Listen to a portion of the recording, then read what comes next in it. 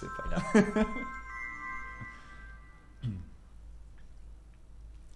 Et bonjour à tous. Bonjour Louis. Bonjour, j'ai pas eu le... Et Bienvenue sur l'after produit. Ah, merci Loulou, comment ça va? Bah, j'ai pris l'habitude, au début j'étais pas fan, mais en fait Mais- ça... ça monte ça un met peu. un petit peu. Je suis sûr que derrière aussi c'était en mode allez, Ouais, allez, la fin. allez. Ça va bien? Bah écoute, ça va et toi? Bah très très bien, ravi de te retrouver. Comme on Bah. disait avant, j'étais en mode débat présidentiel. Et là ça y est, je te retrouve. Oh, mon mon cœur est à nouveau rempli de vie. Bah moi aussi. En plus on a fait des photos récemment ici qui Ouais. sont, où t'es magnifique quand même. C'est ça. sur Oh cette là là photo. là là, trop. Attends, on va mettre en avant On les va guests. mettre en c'est avant un les moment guests. quand même, parce que sinon. Bienvenue tout le monde, bienvenue sur Twitch, sur la chaîne de l'After Produit. On est ravis de vous retrouver pour cette 17e 17ème émission. émission sur 2 ans. Merci de votre fidélité, de vos subs et comme d'hab des petits messages qu'on reçoit parfois entre les émissions. Ça fait très très plaisir. Ça va être une très belle émission, je pense. ce Je soir, pense en fait. aussi. Mhm. Parce qu'on a des guests de qualité. Ah ouais, des grands guests. Ils vont se présenter après. Ils vont se présenter après, Ouais. mais on peut quand même déjà leur dire bonjour. Bonjour Ouais. Alexandra. Bonjour. Comment ça va? Salut Alexandra. Bah écoute, ça va super, merci de nous accueillir. On Pas- est heureux d'être là. Pas trop stressé? Si. Elle est comme ça. La table tremble. Bon, ça va, ça se Non, passe non, bien. ça va. Ça Ouais. se passe bien en ce moment? Bah dans la vie, écoute, ça va. Ouais. J'ai un jardin, tout Magnifique. va bien. Quand il fera beau, je pourrai en profiter. Donc, Et tout du va bien. soleil. C'est le Ouais. début Et du du- printemps. Non, Et- il pleut. et de la neige. On n'y comprend plus rien. Mais ravi de t'accueillir, en tout cas Mais sur ce écoute, plateau. On va parler de plein de belles choses. On sera ravi de t'écouter sur la data, sur l'organisation produit, sur ton nouveau rôle finalement, parce que ça fait un Exactement. peu de temps, donc savoir tout ce que tu as pu mettre en place. Donc Mhm. ravi de t'avoir sur ce plateau. Bah merci. Ravi d'être avec vous. Et on a Et toi Benjamin, comment ça va? Ça va bien, merci. C'est impressionnant de vous voir comme ça. Vous êtes bien un vrai petit couple. Ah bah, Oh là là là, tout de suite. Non, mais Oh, c'est- d'accord. Il y a un challenge à relever pour Alexandra et moi parce qu'on forme aussi un couple. donc- Ah ouais, c'est beau ça. Donc tu veux dire que la tech, le produit chez Deezer, Bah, c'est ça. c'est beau ça. c'est belle comparaison. Belle comparaison, c'est vrai que ça m'a Ouais. touché. Ça m'a touché. Bon, ça va bien, t'es pas trop stressé? Un peu évidemment, mais non, ça ira. Mais oui. Du Du coup- coup, ils sont gentils dans le chat. On est gentils. On La espère. régie est gentille. La On est re- prêt. On va même dire ça comme ça. On est La, prêt. la régie est prête. Et nous, on est prêts. Ouais. Et du coup, on va lancer le tac au tac.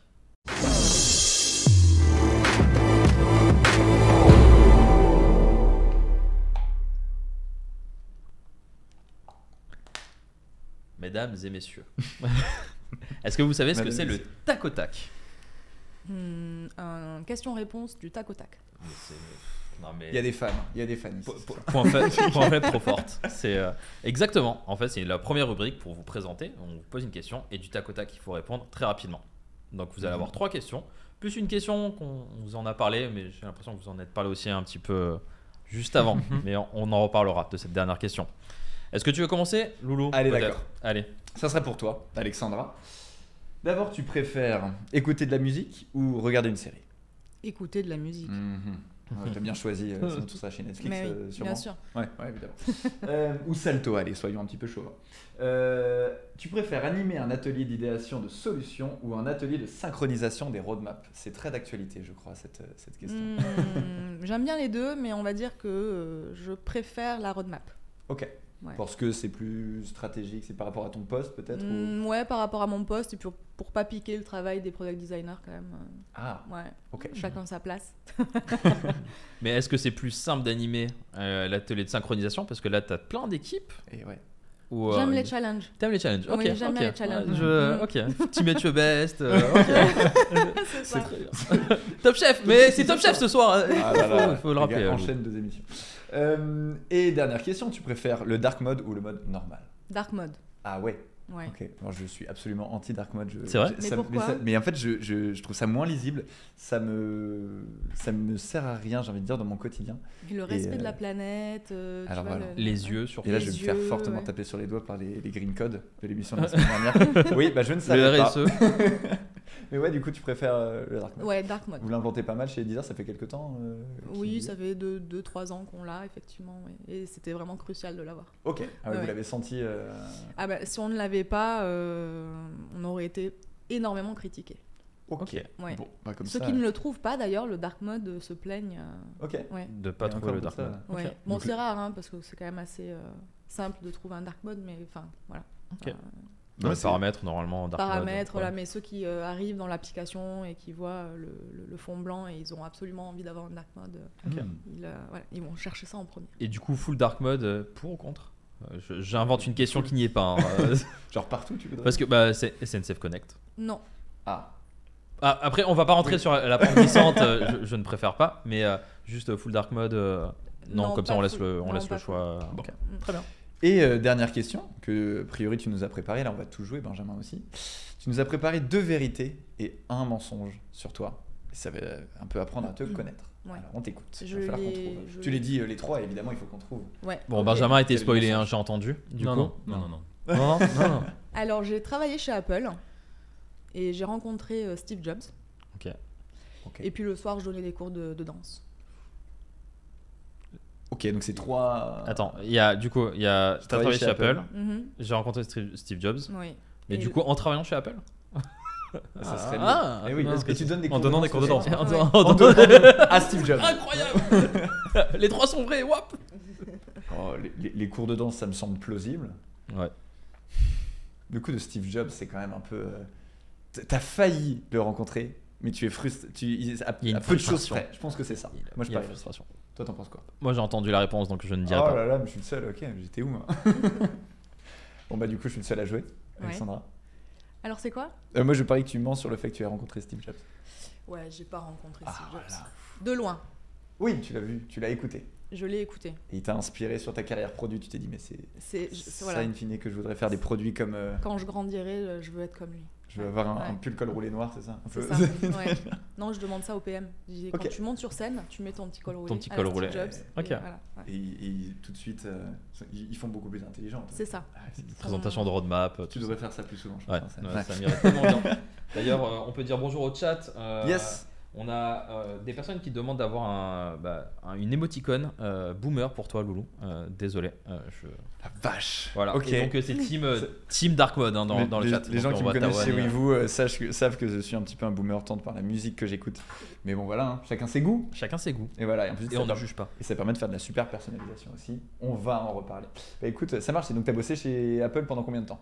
Alors j'y ai bossé pendant 1 an et demi. Ok. Voilà. Au J'étais pas- digital ou- Ouais, au digital, ouais. Ok. Dans le service éducation Chouette. en France. Donc comment, dès l'enfance, mettre la petite graine Apple dans la tête des enfants et leur donner envie d'utiliser ce merveilleux produit. Ok. Enfin, ces merveilleux produits du coup. Et en termes enfin, c'est un sujet assez touchy, j'imagine, avec le côté, on va pas trop pousser auprès de l'enfant quand même, pour pas trop le pousser vers du. Alors c'était le pousser, mais de l'utilisation. façon ludique. Hein. Oui, j'imagine. C'était comment Ok. s'amuser, créer, apprendre avec des professeurs. Voilà. Ok. Ouais. Adibou version Apple finalement. Oui. Je vois un oui de Benjamin qui était Voilà. bah oui en fait. Ouais, non, c'était super. Ok. C'était vraiment Trop cool. très très formateur. Trop bien. Et une passionnée de danse à côté. Et une passionnée de danse à côté. C'est ouais. beau. Danse quoi du coup? Contemporaine, hip-hop, Oula, j'en ai raga. fait, ouais, enfin, alors les cours c'était plutôt danse afro-cubaine, Ok. salsa, voilà, mais sinon j'ai tout essayé. Et bah let's go. Allez c'est parti. Allez, Du coup, Alex. petit cours après. Top. Bah, ravi d'en savoir plus. Et puis ensuite, tu pourras te présenter un peu plus longuement. Avec plaisir. Mais ça marche. Benjamin. Ici la voix. Il l'a fait tout le temps. Ah c'est comme l'after produit, il faut quand Ouais, même que je je garde. sais, je sais, non, je mais il sais. faut Si que vous je n'êtes pas renouvelle. d'accord, Ok. n'hésitez Non, pas à le mais dire dans très, le chat. très bien. Est-ce que tu es plutôt Penerigate ou coquillette? Ah, Penerigate. Ah. Toi, t'es fan de Top Chef. Non, Ouais. mais il faut arrêter avec les questions de bouffe. Hein. Est-ce que tu es plutôt Node.js ou React Native? Ah là là, c'est une bonne question. On va être sur on va dire Node.js parce qu'on a quelque chose de très important avec chez Deezer. donc. Ok. Je ne savais pas. Hein. Donc, du coup, c'est vraiment complètement par hasard. Est-ce que tu préfères écouter de la musique à plusieurs ou écouter de la musique seule? Seul. Ok. Voilà. Et 2 vérités et Aïe, un aïe, aïe. mensonge. 2 vérités, un mensonge. Dans le désordre, j'imagine. Ou comme tu veux. Effectivement. Il implante déjà les sbroufs. hein, C'est tu vois. ça, c'est ça, c'est beaucoup d'esbrouf parce que je vais pas réussir à le cacher sur mon visage. Allez. J'aime beaucoup Taylor Swift. J'ai travaillé dans l'automobile.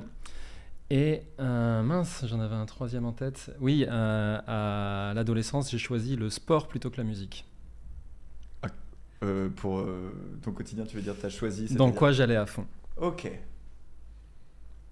Mais le troisième me met le doute, du coup. Parce qu'il se T'hésites retrouve dans la entre quoi, musique, quoi. quand même. C'est bon. Je sais pas, Taylor Swift, je pense que ça peut être le genre de plaisir coupable. Ouais. Tu vois, Tout le monde aime Taylor Swift en même temps, donc c'est pas faux. c'est. Tu veux pas... Non, ne partons Non, pas là-dessus. ne partons. Allez, petite musique. Allez, DNT, on se fait couper en deux. Je pense que tu étais fan de musique dès de la première heure et que tu n'as jamais été trop dans le sport. Je pense Ok. que c'est ça le mensonge. Alexandra, Vous me dites quand toi je qui le réponds. connais un peu plus Ah, que je nous. dois jouer Ah oui. Oui, Ouais, tu à la joues base, aussi. oui, c'est pour ça qu'il fallait pas. Non, moi c'était Taylor Swift, le mensonge. C'est vrai. Moi, je pense que plaisir coupable. Hein. Ouais. Alors mensonge. Excusez-moi. Le mensonge, c'est effectivement le sport. voilà. T'étais dans un groupe et tout ça quand t'étais ado. Ouais, tu j'étais faisais- dans un groupe et décidé d'aller à fond là-dedans. Du Ça a coup, bien marché. Bah oui. Vous avez tous entendu parler des Leftovers. Évidemment. Voilà, ce c'est- fameux groupe, ce des fameux années groupe de 2000, Caen des années 2000. Avec le pull Voilà. là. Exactement. C'est ça, Voilà. la guitare. Voilà, normcore. Voilà. Voilà. Il y avait un batteur, non? C'est ça? Exactement. Et la chanson, ça chantait bien. C'était cool. Trop bien, donc tu fais de la musique, ça doit être génial. T'es toute ta carrière dans la musique, du coup Enfin, Pardon, Comment toute ma carrière. Toute ta... Non, je travaillais dans l'automobile. Et donc l'automobile, effectivement, non mais n'importe quoi. T'as Ok, travaillé dans quel... J'ai travaillé chez Volvo. Ok. Ok. Tout autre domaine. Complètement différent. Donc t'implantais l'autoradio dans la... Non, je dans faisais la des voiture, systèmes d'assistance à la conduite avancée. Donc je faisais des véhicules connectés. Ok. À l'époque où c'était le futur. Ok. non. Très cool. Du coup, dans les années 2000. Exactement. On va mettre des choses, genre des puces dans les téléphones, dans les voitures où elles pourront communiquer entre elles. Ok. C'est ça, Trop appelé une carte SIM en fait. Bah écoute, trop Très cool. cool. Je peux dire une vérité? Oh oui. Oui. Non, non, non. Elle a non Allez, envie là. non, Là, allez, là, je ça venait du supporte fond pas du ça. cœur. Les gens veulent D'accord. savoir. Ok, non, alors c'est. Vas-y, Oh Alexandre. non, mais là on peut pas. Ah non, Non, là, on verra non. plus tard. Ah, Non, oui. mais tu nous as On verra teasé, plus là. tard. Ok. Bon, on verra plus tard. Ok, non, mais ok. On verra plus tard. Je retiens. Dis si le chat pousse très très fort, Si le peut-être chat qu'il craque. pousse très fort, ce sera Voilà. dès maintenant. Et bon, du coup, on vous a appris un peu à vous connaître par rapport au tac au tac, mais qui êtes-vous? Comment est-ce que vous en êtes arrivé là? Parce que quand même, VP Engineering et Product sur notre plateau, c'est quand même un immense honneur. On est fiers. Et Il faut du le coup, dire. comment est-ce que vous en êtes arrivé à ces postes-là, qui sont de très gros postes dans une très belle boîte française en plus? Quoi, tout simple. Par hasard. Ok. Il y avait une Il y avait de la porte, je suis lumière. rentré. Il y avait une porte, je suis rentrée. Non, alors moi déjà, ça fait à peu près 12 ans que je fais du product management. Ok. J'ai un peu navigué dans plusieurs industries. Moi, je suis vraiment une passionnée du produit et du product management en général. Je ne suis pas attachée à une industrie en particulier. Ce qui me passionne, c'est les roadmaps, les gens, les développeurs, Ok. construire des produits, de la valeur ajoutée pour l'utilisateur et pour la boîte. Donc j'ai commencé il y a 12 ans, et puis il y a 3 ans, Benoît Terpereau, que vous Ouais. connaissez très bien et que je salue, Il est là. Salut voilà, Benoît. m'a recruté et je l'en remercie. Parce que Deezer, fan de danse, fan de musique, etc., c'était franchement une belle opportunité pour moi Mhm. d'apporter aussi toute ma connaissance et toute mon expérience, ces 10 années du coup Ouais. de product management. Donc je suis arrivée en tant que head of product Yes. sur la partie vraiment applicative, les fonctionnalités, donc tout ce qui est la search, les favoris, Ok. la recherche, les algorithmes, etc. Donc je me suis éclatée pendant un petit moment sur la partie head of product. On a eu on a eu un changement d'organisation. Mhm. À ce moment-là, c'est Matt Gorvan que je remercie aussi d'avoir été là en tant que d'être là en tant que CP TO. Ok. Et de m'avoir donné l'opportunité de grandir en tant que startup director. Donc à ce moment-là, en fait, Ok. avec Benjamin, on est passé carrément directeur du produit et de la tech de notre propre startup, donc l'équivalent d'une tribe. Ouais. Et donc là, j'ai appris énormément sur la partie tech aussi. Hein. Ok. Je l'ai vu de mes propres yeux. Gérer une équipe tech, ce qui n'est pas le cas dans le monde du un product manager. Mhm. Et puis très récemment, on a changé d'organisation et là, on a décidé d'avoir une vraie une organisation beaucoup plus produit, voilà, avec un VP product, un VP engineering sur une startup beaucoup plus élargie, donc avec sa startup et ma startup qui ont été réunies, et une troisième également. Ce qui fait que ça fait une très très grosse équipe à gérer. On ne pouvait plus être un à la tête, donc voilà, on n'est pas de trop à deux. Et donc voilà, donc on a fait ça un petit peu en sous-marin depuis l'été dernier parce qu'on n'a pas pris notre poste juste en décembre. Ouais, d'accord. Voilà, on a construit vraiment l'organisation depuis l'été dernier, mais activement, voilà, depuis décembre, VP Product est ravi de l'être. Très cool. Félicitations. Ouais. Merci. C'est Bah cool. ouais, c'est très chouette, bravo. Et du coup, comment... Alors on va rentrer dans le détail juste après, mais au niveau responsabilité, tu es sur tout le produit Deezer quand même. Est-ce qu'il y a un peu un scope par rapport à ces startups dont tu parles? Ça va de où à où à peu près vos responsabilités à tous les deux? Enfin, ce que vous met en binôme dans le même... Oui. On va dire qu'on est, encore divisé en 3. Okay. On va avoir une partie, il va y avoir une partie partnership, donc il va vraiment être sur la partie B2B, sur les relations avec les partenaires, sur les intégrations avec les voitures, les smartwatches, les devices, etc. On a une partie qui va être plus sur la monétisation, les parcours, les tunnels d'acquisition, tout ce qui est un peu CRM, etc. Donc vraiment très, très gross. Et et après il y a nous. Il y a toute l'expérience produit, l'app, la core app, avec toutes les expériences, les fonctionnalités utilisateurs que vous connaissez, que vous utilisez, j'espère. Cool. J'ai désinstallé Spotify. C'est faux. Mais chouette. C'est un très très beau scope. Ça fait combien de personnes du coup dans ce pôle, disons, à tous les deux au niveau de toutes les équipes produits? On est 100 personnes. Une centaine de personnes. Ouais. Cool. Ça fait un bon scope Oui. de partir de petit et grandir comme ça, c'est incroyable. Oui, c'est challenge, mais challenge accepté. Je vois entre la détresse et l'excitation dans les yeux d'Alexandra, du coup. Non, de très beaux challenges, voilà, et une belle façon aussi de grandir, je trouve, pour nous, et dans une belle boîte, une licorne qui est encore qui est très innovante, avec une belle passion, un bel état d'esprit, une envie de tout défoncer, voilà. C'est pour plaisir. Donc, non, c'est chouette. Franchement, en tout cas, moi, je suis ravie de collaborer avec Benjamin. Bah ouais. Je crois que c'est Bunge, non? C'est pas Bunge. ça? Oh là là, Je lance les dossiers. Ça y est. Celui-là, il y a le droit. Ouais, tout à fait. C'est l'autre auquel t'as pensé qui m'embête un peu. Et toi, Benjamin? Et moi, mon parcours? Ouais, comment est-ce que t'en es arrivé là, à part la porte? Moi, je fais partie de ces personnes qui ne savaient pas du tout ce qu'ils voulaient faire jusqu'à à peu près 25-26 ans. Okay. Ce qui fait que j'ai eu un parcours extrêmement classique parce que j'ai une chère mère qui travaille dans l'éducation nationale. Okay. Donc j'ai fait mon bac S, ma prépa, mon école d'ingénieur. Yes. Okay. Je me suis retrouvé à travailler dans l'automobile. Et vers 25 ans, on s'est dit avec la personne qui est ma femme aujourd'hui qu'on irait bien voir Paris un peu, parce qu'il y avait tous les potes, on voulait s'amuser, on voulait profiter. Soit on restait à Lyon et en schématisant c'était fini, soit on allait à Paris essayer d'autres choses. Et donc là, je me suis cherché pendant 4 ans et à un moment, je me suis dit que la musique c'était vraiment tout. Ce qui comptait pour moi, je me suis dit que ce que je savais faire par contre c'était de l'informatique, j'avais été développeur, je m'étais vite orienté vers le management de projet, parce que ce que j'aime c'est travailler avec des gens dans la musique ou même dans le sport, on en a parlé tout à l'heure, moi ce que j'aime c'est être avec des gens et faire des choses avec eux, donc le développement je me suis vite orienté vers en plus de faire du project management et puis de moins en moins de développement et de plus en plus de project management. J'ai regardé Deezer entre autres, c'est pas non plus mon obsession, mais j'ai regardé Deezer pendant 1 an ou 2. J'ai dû postuler 2-3 fois et la 3e fois c'était vraiment la bonne, ça collait, chef de projet sur des sujets assez intéressants. Les entretiens se sont passés d'une manière extrêmement simple, plus simple que tous les entretiens que j'ai jamais fait. Il y a une impression de fit et que ça va marcher pour la suite et après ça a juste déroulé. Je suis rentré en tant que project manager donc sur les outils de calcul de royalties.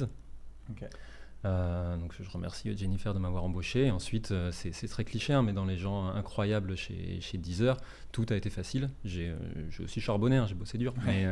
Mais Aurélien Hérault, qui est aujourd'hui Chief Innovation, est à un moment revenu à Paris et a dit ça a l'air cool de travailler avec toi, viens rejoins mon équipe et tu vas faire en plus du management que de la gestion de projet, tu repasses à la tech.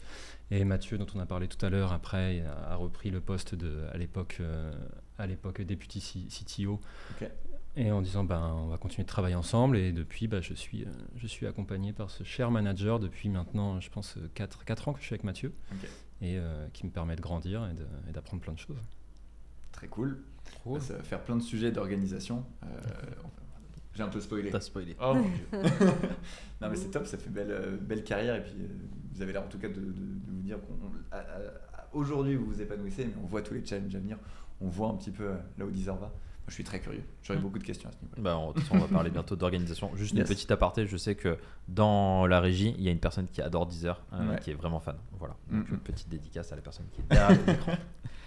Et justement, on va parler un petit peu d'organisation, parce que je crois que vous êtes un petit peu en train de changer l'organisation là, depuis juillet, de ce que tu as dit. Vous avez commencé un petit peu à modifier l'organisation. Mais moi, j'avais une question sur, ok, donc quand est-ce qu'on se dit finalement on souhaite changer une organisation?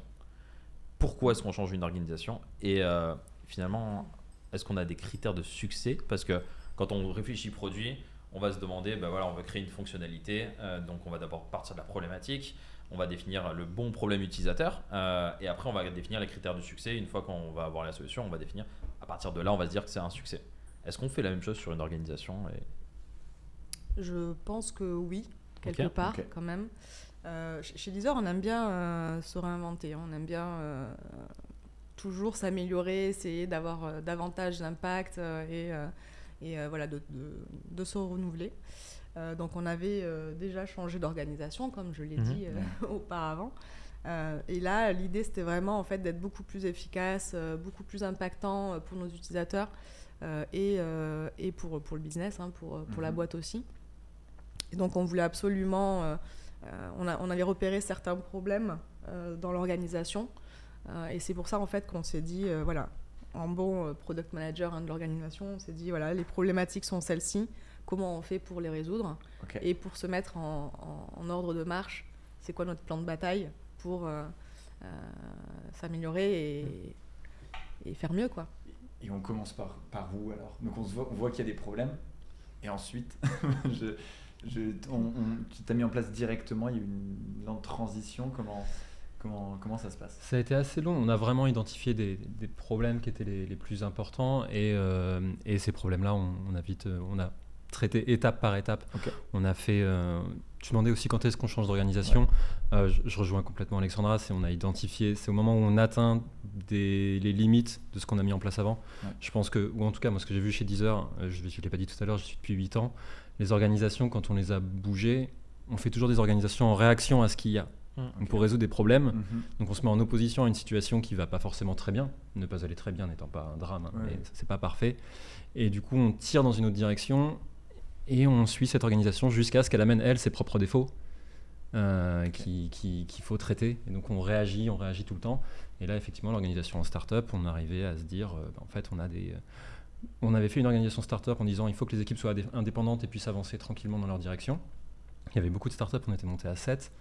Et après 4-5 ans, on en était à très bien, chacun peut aller dans sa propre direction, mais en fait, chacun fait sa vie. Et on n'arrive pas à faire des grandes choses. On a les premiers bloqueurs qu'on a, ou les premières choses vraiment gênantes qu'on a identifiées, c'est on n'arrive pas à faire des grandes choses transversales à l'entreprise parce qu'on a créé des équipes qui sont tellement autonomes, tellement indépendantes et tellement capables de faire des choses qu'elles vont redécouper tout objectif d'entreprise dans leur scope et avancer. On allait au-delà de ça, je caricature un peu. Mais donc le premier point bloqueur, c'est comment on fait des choses transverses. Et à partir de là, on identifie les premières solutions. On s'est dit, on va commencer par changer un peu les process et les équipes, l'organisation des équipes suivra. On a une question dans le chat de Bambi Premier. Je la modifie un tout petit peu. Qui demande en fait comment concurrencer un acteur tel que Spotify tout en se distinguant, en apportant une expérience différente.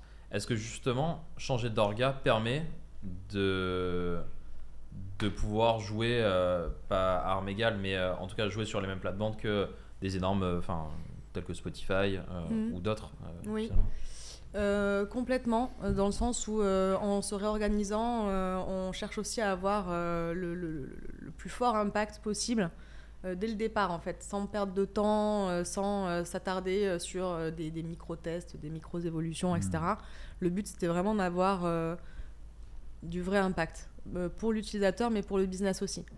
Et en ça, on est une plus petite équipe que Spotify, d'un point de vue produit, mais on n'a absolument rien à leur envier. On a exactement la même chose que ce qu'ils ont, même parfois avant eux. mais les problématiques sont ailleurs. Et donc, Spotify, de ce point de vue-là, ils nous font pas peur. Voilà, ouais, non, pas d'un point de vue produit, en fait, on peut pas. C'est la même chose. Ouais. Et je trouve ça intéressant parce que tu parles beaucoup d'impact. Quand vous définissez l'impact pour l'utilisateur, c'est justement impacter l'utilisateur pour qu'il reste, pour qu'il voit quelque chose de profondément innovant qu'il n'y a que chez vous, ou juste un impact, je sais pas, que l'expérience soit fluide, tu vois, et que ce soit qu'il n'y ait pas de bug. Est-ce que c'est quelque chose de très finalement petit comme ok, c'est fluide, il trouve ce qu'il veut quand il veut et sur la durée qu'il veut, ou bien c'est ok, on met des grosses innovations. Est-ce que vous vous êtes dit plutôt l'un ou plutôt l'autre? On s'appuie sur un produit fiable. Ça prendra toujours la priorité en fait, et on essaie de trouver cet équilibre entre les deux. On a des méthodologies assez classiques de SRI sur la fiabilité de notre service, avoir les bons indicateurs de qualité. Et une fois qu'on s'assure cette garantie, là on va chercher avoir un impact avec des fonctionnalités très fortes, et c'est là où il faut choisir la bonne. Et quand on est peu nombreux, s'organiser pour, si on a la bonne idée, dans cette organisation il y avait aussi vraiment la volonté de donner la main au PM pour que ce soit les product managers qui nous disent ce qu'il faut faire, et que le jour où on a un product manager qui vient avec une idée en nous expliquant que ça va tout changer, on arrive à lui donner tous les moyens d'y aller, et il n'y a plus d'équipe qui tienne, on met toutes les forces, et si c'est la bonne idée, il faut qu'on puisse y aller à fond, et donc on cherche du différenciant sur ces fonctionnalités évidemment. Okay. Et finalement, qu'est-ce qui fait une bonne orga? Parce que là, je vois qu'il y a aussi, là, comme vous l'avez dit, on forme un couple, mais aussi, vous avez l'air de former un couple. Est-ce que déjà, la base d'une bonne orga, c'est d'avoir un vrai couple tech-produit, une bonne entente? Déjà. Parce que déjà, s'il y a des surnoms, généralement, c'est que ça a l'air d'aller. Est-ce que c'est vraiment un critère de succès, finalement, d'une bonne orga? Oui, alors moi je pense qu'il faut qu'il y ait une bonne entente, une bonne collaboration, mais au-delà de ça, en fait, il faut qu'on puisse se dire les choses clairement, se challenger. Moi, ce que j'aime beaucoup, c'est qu'on est très différents avec Bunch. Okay. Et du coup, ça s'avérera davantage vrai en fait dans le futur, mais je pense qu'on est tellement complémentaires que finalement, c'est ça qui va faire notre force. Et donc, c'est hyper important en fait de travailler ensemble, même si parfois on n'est pas d'accord, de se le dire, de trouver des solutions et d'avancer conjointement et d'avoir le même discours. C'est un peu, même si de trouver un consensus et d'avoir le même discours et de travailler ensemble. Moi, j'adore dire que la collaboration, c'est clé, quoi. On ne peut pas réussir si on ne collabore pas. Okay. Qu'on s'entende ou qu'on ne s'entende pas d'ailleurs. Il faut le faire de façon intelligente et collaborer sainement. Et je pense que jusque-là, ça va. Et sur cet aspect collaboration, justement, je pense que tout le monde dans le produit, on se dit, tu as des équipes pluridisciplinaires avec des UX, avec des tech, avec des PM, etc. Donc oui, c'est clé. Mais je pense à ces personnes qui se disent, ouais, mais moi, DSI, ou en tout cas mon pôle technique, c'est difficile, il y a peut-être un interlocuteur plus difficile qu'un autre, etc. Est-ce que vous avez peut-être peut-être tu parles de méthodologie, mais peut-être des outils ou des ateliers qui ont permis peut-être de faciliter aussi les échanges entre vous, alors des rituels que vous avez communs qui vous sentez facilitent en fait justement la communication dans l'entreprise, qui font que cette organisation est bien huilée. Ça peut être des monthly, ça peut être des grandes démos à l'échelle de l'entreprise. Mais est-ce qu'il y a ce type de rituel un petit peu que vous avez qui fluidifie l'organisation? Ouais, on a à plusieurs niveaux, on a des rituels, on se voit quand même très régulièrement, donc effectivement sur cette collaboration avec Alexandra on se voit beaucoup. Ensuite on voit quand même on commence chaque semaine avec les head-off product et tech pour que à tous les niveaux il y ait cette relation product and tech qui marche bien. Ouais. Et ensuite on a des grandes démos par équipe pour présenter en fin de sprint tout le travail qui a été fait, essayer que les équipes qui ont travaillé puissent montrer sur quoi ils ont avancé.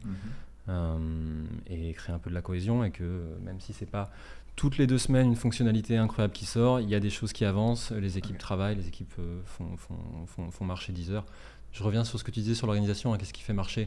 Il y a effectivement notre entente qui est nécessaire, et avec les autres VP aussi qui est très très importante. Il y aura toujours le fait qu'une organisation qui marche, c'est on arrive à régulièrement sortir des choses. Et les équipes qui travaillent se sentent acteurs de ce qui sort. On n'est pas en train on essaye de tendre vers une organisation, on n'est pas en train de faire du top-bottom à toujours tirer, mais que les équipes nous expliquent où il faut aller, qu'elles se sentent actrices. Et ça, c'est un truc sur lequel on travaille encore. Je pense qu'on a encore... on a pas mal chamboulé les choses récemment, donc on n'y est pas. S'il y en a qui écoutent, je préfère leur dire, on n'est pas... Enfin, moi, je suis pas encore satisfait d'où on en est aujourd'hui. Et juste pour ajouter aussi, je pense que la communication, c'est clé. Et c'est vrai que ce qui a vraiment changé dans cette nouvelle organisation, c'est notre capacité aussi à tenir la botte au courant de tout ce qu'on fait, de tout ce qui se passe côté produit.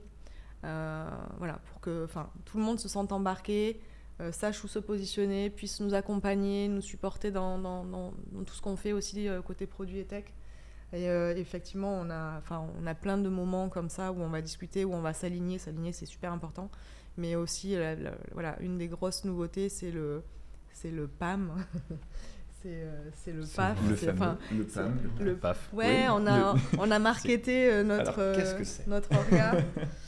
Qu'est-ce que c'est On a créé donc le PAF, le Product Alignment Framework, donc, qui nous permet justement de nous aligner et de vraiment, au sein de toute la boîte, d'avoir une vraie bonne pratique du product management, c'est-à-dire en 4 étapes, avoir toute la partie discovery de la problématique et creuser les opportunités, etc. Une partie qui va être plutôt sur les solutions, quelles sont les solutions, on teste, c'est bon, c'est pas bon, on itère, etc. La partie développement et ensuite la partie go-to-market avec toute la phase de rollout, etc. Donc on a créé ce PAF, on l'a vraiment identifié, on a placé toutes les bonnes personnes au bon moment. On a placé aussi tous les artefacts, etc. Tout ce qui doit sortir à chaque moment. Et ça nous permet en fait d'être alignés, mais au niveau de la boîte. Pas juste la tech, le produit, le design. On inclut la user research, on inclut la data, on inclut les PMM, on inclut la brand, etc. Et on a réussi à... légal et ainsi de suite, vraiment au niveau de toute entreprise. Au niveau de toute l'entreprise, voilà. Et on a justement des moments où on va s'aligner entre VP, la brand, le marketing, etc. Donc il y aura vraiment des conversations et des alignements qui sont super importants. Et puis il y aura aussi le fameux moment où mensuellement on va présenter donc, ce qui est sorti, quels sont les résultats positifs, négatifs, un peu un REX, et tous les encours, ce sur quoi on est en train de travailler, tout ce qu'on voit pour le futur, etc. Donc on présente un petit peu tous les mois, on rabâche pour bien ancrer. On travaille sur ça. On n'a pas de roadmap. On n'aime pas trop la roadmap, non. Avoir une roadmap avec quelque chose de timé, etc. On va avoir un peu une roadmap entre nous pour savoir, avoir une idée un petit peu des... C'est super étonnant, ça. Voilà. Mais c'est pas quelque chose qu'on va présenter en fait. On va plutôt présenter ce sur quoi on est en train de travailler, les sujets chauds, etc. Tenir au courant très régulièrement. Mais on va pas venir avec une roadmap en disant on commence là on termine. Ça on n'y croit pas tellement. On essaie plutôt de travailler sur l'impact et justement sur... Et alors du coup, ça me pose des questions sur... la roadmap, parce que ça permet aussi d'anticiper peut-être des dépendances ou bien, tu vois, entre les équipes pour savoir un petit peu ce qui va se passer à ce moment-là. Ça va m'impacter, donc j'anticipe, même en termes de recrutement. Je me dis que ça a pas mal d'avantages quand même d'avoir une roadmap. C'est assez étonnant, c'est un choix fort, je trouve, de ne pas avoir de roadmap. Ça fait longtemps que vous bossez comme ça ? Oui. Ok, et ok, ça marche. Non, mais c'est très tout. chouette. Non, je connaissais pas. Non, on n'a pas de roadmap, mais on a un board en fait qui nous permet d'avoir de la visibilité sur chaque moment, donc le moment de discovery, le moment où c'est en idéation, le moment où c'est en développement, etc. Donc, mais on n'a pas une roadmap. On va pas se dire en Q4 on va faire ça parce que c'est tout le temps modifié, discuté, etc. Cool. Et on veut garder de la flexibilité. Donc en fait, nous on prévoit et on module, on reste quand même assez flexible. On n'a pas quelque chose d'ancré. Vous mettez en fait les prochains sujets qui vont arriver, mais pas, un ordre un peu de priorisation quand même, mais pas de date, c'est juste comme un Kanban presque finalement, avec un backlog de grosses fonctionnalités, en tout cas d'idées potentiellement, et que vous dépilez. En fait, exactement. c'est ça, vas-y. Ouais, c'est exactement ça. Une fois qu'elles vont démarrer, une fois qu'on va rentrer en phase de développement, on va demander aux équipes de nous faire un planning, de placer dans des sprints et ajuster au fur et à mesure, parce qu'on n'est jamais bon sur la capacité à planifier. Mais sur les idées qui arrivent ensuite, on a effectivement un backlog d'idées et il peut se passer plein de choses. Parce que comme le dit Alexandra, effectivement, il peut se passer. Ce qu'on a en ce moment, c'est on arrive au bout d'une étape et on se dit, on veut s'offrir la possibilité de se poser la question, on passe à autre chose ou on continue celle-là. Et là, on en a une en ce moment. On se dit non, mais c'est hors de question qu'on passe à autre chose. On creuse le truc, on l'emmène plus loin et quand on l'aura emmené plus loin, on verra si on attaque un autre sujet. C'est très chouette. Je permets parce que j'ai plein de questions, mais du coup là actuellement ça ressemble à quoi? Parce que en général, d'instinct, moi je me dis c'est des feature teams, il y a les impact teams également qui existent, c'est des bubble teams. On a il une y a question tout de ça. Tawan qui demande des impact teams ? Point d'interrogation. Et voilà, c'est ma question. Est-ce que du coup vous êtes un impact team? Et si oui, est-ce que il y a quoi dedans? Il y a qui dedans? Comment ça fonctionne? Vous êtes en équipe. Vous êtes C'est déjà pas mal. On est déjà en équipe. Non, on n'est pas en impact team au sens de l'impact team comme on l'entend dans les modèles Spotify, etc. Non, mais parce que c'est quand même... Quel est le comble pour lui? Non, mais c'est un peu la référence, mais le modèle Spotify ne s'applique pas à tout le monde et c'est pour ça que nous, on s'est réinventé. On a inventé notre propre modèle qu'on teste en ce moment. Et en fait, nous, notre parti pris, ça a été de dire ok, on a des initiatives qui vont être pitchées. Il faudra vraiment que ton initiative, elle ait de l'impact et que ce soit pas le micro-truc qui va avoir zéro résultat. Non, c'est une initiative. Et là, à partir de là, avec Bunge, avec les équipes, on se dit, OK, on a besoin de telles ressources pour y aller. Et on préfère en fait parier sur cette initiative qui va éventuellement nous rapporter énormément de satisfaction utilisateur, etc. Et on se donne la capacité de le faire. Okay. Plutôt que d'avoir à chaque fois une équipe avec une ressource iOS, une ressource Android, etc. Enfin, une ou deux, et puis de conserver son équipe. Enfin, on essaie de quelque chose d'assez différent. On met en place, Bunge en parlera plus tard, mais on a un concept de delivery manager qui va aussi nous aider à atteindre nos objectifs. Concept de Marty Kagan aussi, qu'on teste actuellement et en lequel on croit. Donc on n'a pas d'impact team sur la longueur. On demande tout le temps de se rechallenger, d'être capable de reprioriser je rebondis et j'ajoute, ça va avec ce qu'on disait tout à l'heure sur le rôle des PM et la confiance qu'on veut leur donner. Et un product manager qui vient nous dire, en fait, avec ça, avec ces équipes, on peut atteindre un truc de dingue. J'ai besoin de ça pour y arriver. Et on va essayer de trouver les gens que ça motive, de travailler sur ces sujets-là et de construire un truc et de dire vas-y, n'y va pas avec ton équipe, mais vas-y avec tous les gens qui permettront d'y arriver de la meilleure des manières. C'est cool. Donc finalement, pour être chez Deezer, il faut être très bon storyteller. Ah oui.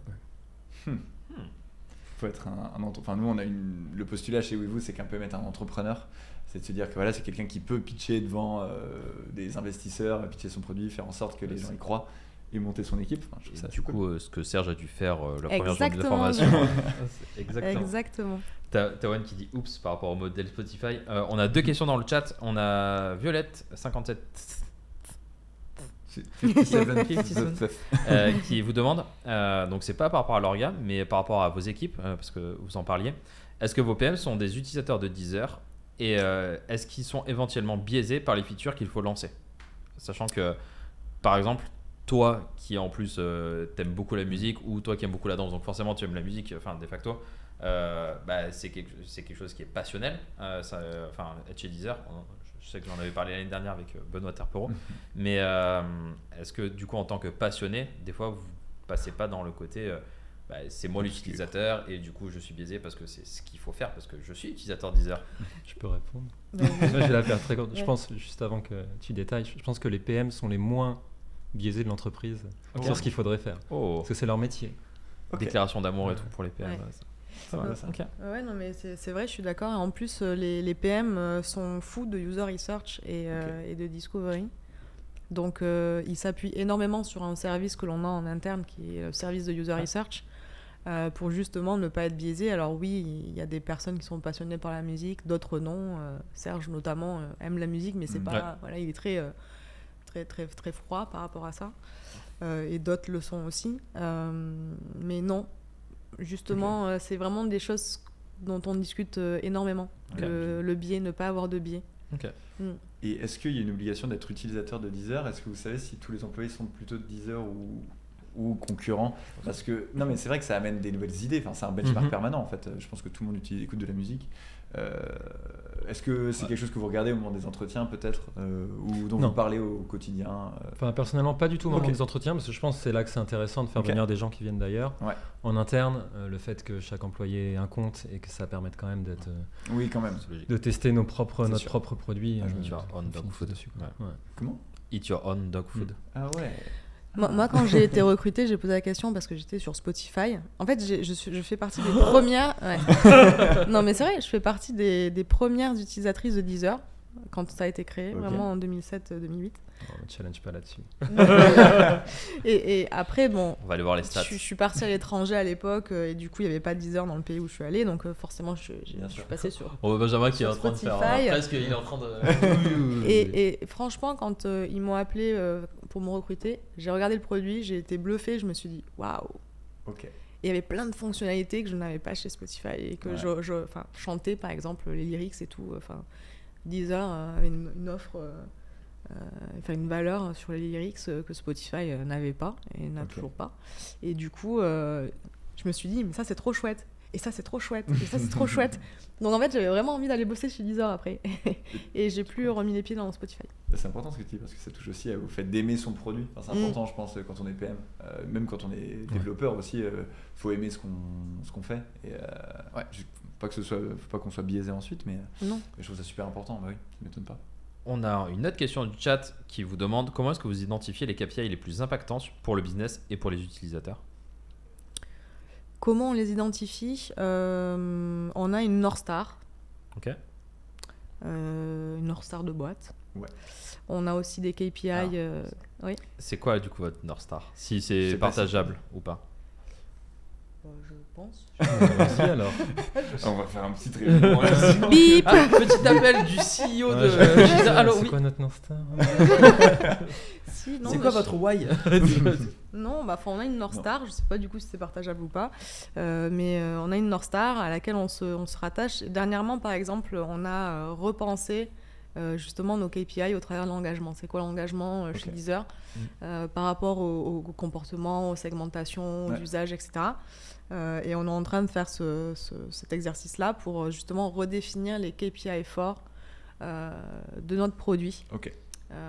Toujours dans l'optique de se renouveler et de se reposer des questions.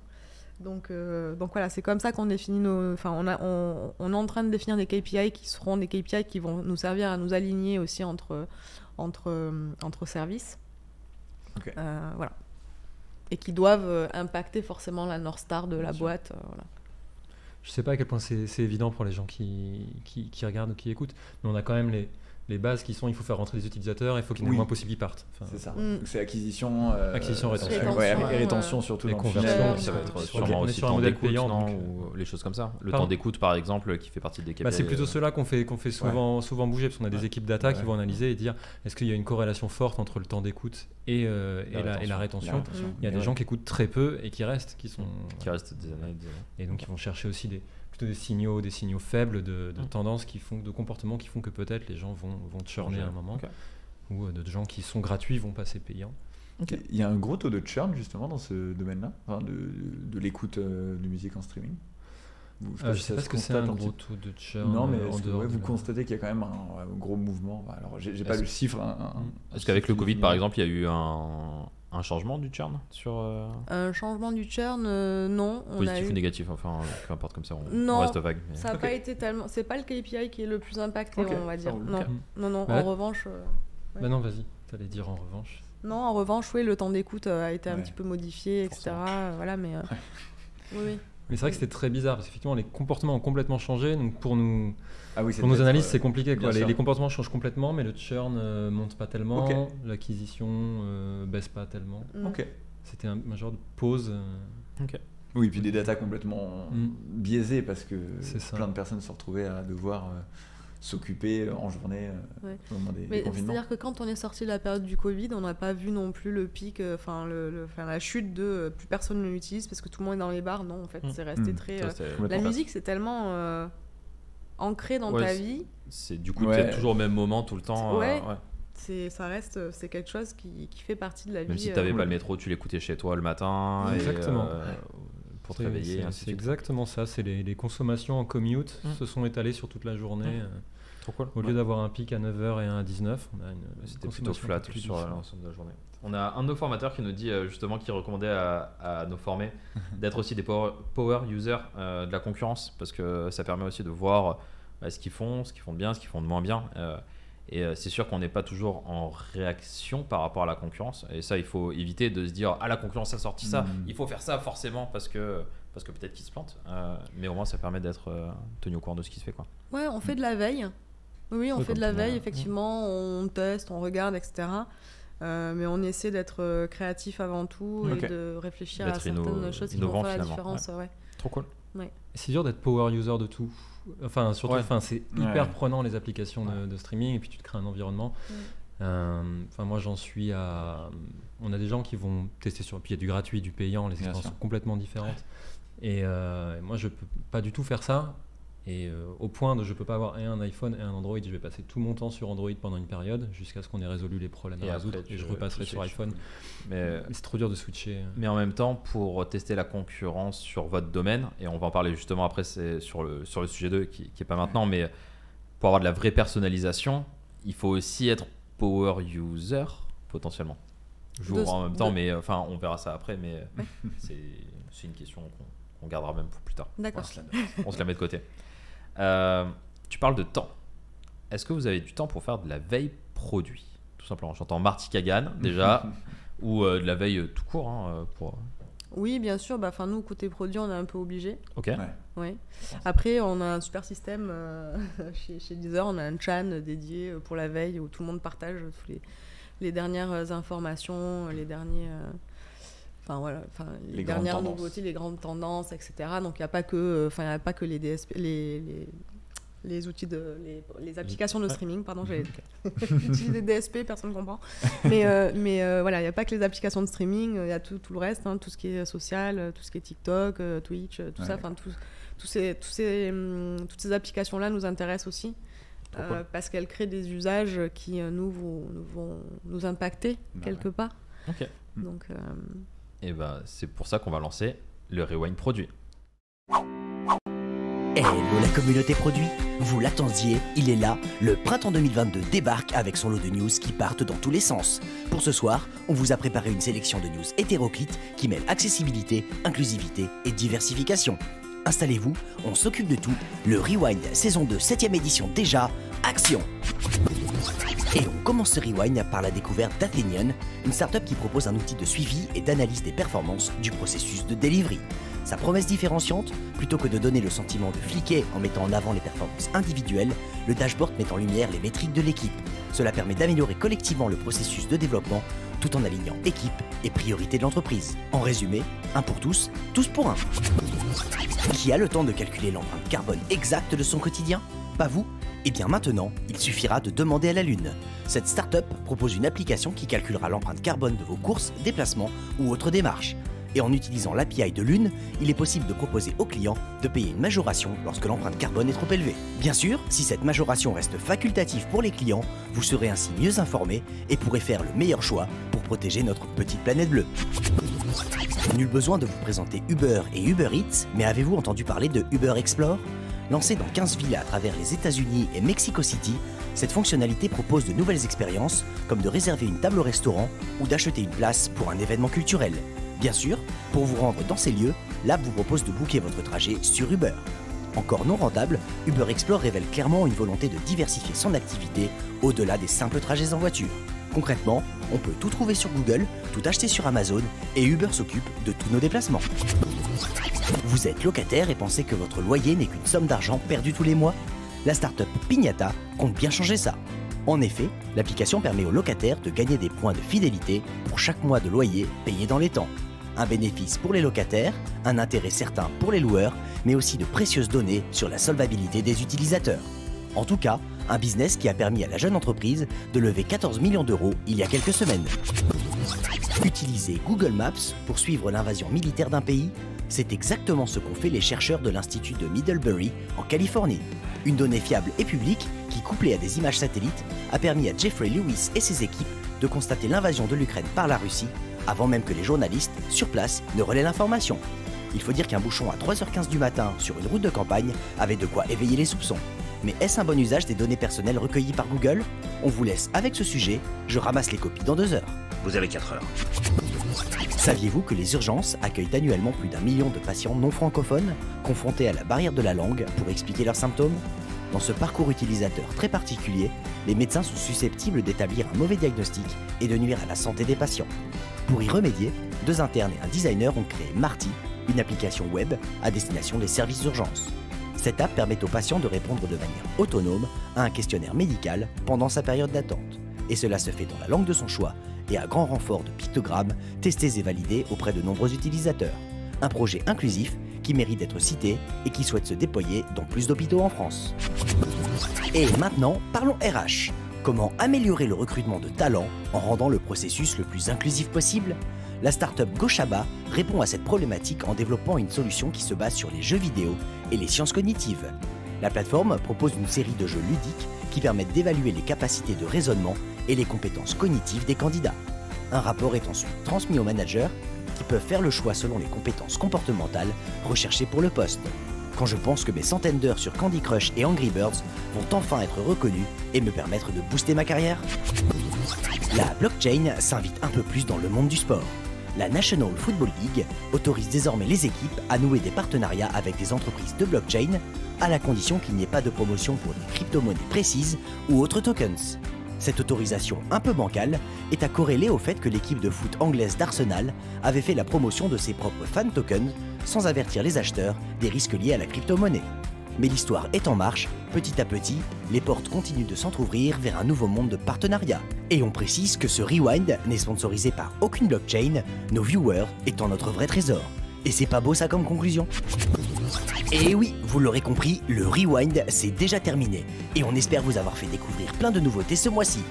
Waouh, l'année passe à une vitesse, on se donne déjà rendez-vous le 4 mai pour un nouveau Rewind qui sentira bon le rosé et les terrasses ensoleillées. Et d'ici là, stay tuned!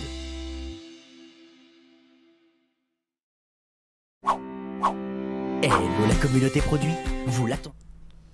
Ah, on voit des doigts qui se lèvent. C'est bon, ouais, C'est et on bon. m'a dit que j'avais trop bougé mes bras aussi. Le poulpe. J'ai fait le On va poulpe. faire du breakdance. Ouais, Il faudra que tu nous apprennes à faire du breakdance. du coup, Ouais, Alexandre. j'avoue. Ok, On va faire rendez-vous ça. sur le On va Allez, faire on va du- aller hop. Sur la terrasse de Weeboo comme ça. Bon, il était pas mal ce Rewind. Pas mal. Je trouvais ça très très chouette. C'est Ouais. quoi qui t'a marqué toi, Marcel? Bah, moi, c'est Athénian, du coup, pour la gestion des KPI d'équipe. Ouais. Mais alors, pour moi, ça a toujours été des KPI d'équipe. On appelle ça des KPI d'équipe, pas des KPI individuels. Donc, est-ce Ok. que c'est quelque chose de vraiment valide Ouais. Mais à voir ce que ça vaut. Ouais, c'est vrai que ça peut être un bel outil. Il y a quelque chose qui vous a marqué particulièrement, vous, de votre côté. Peut-être toi, Benjamin? Et moi, le même.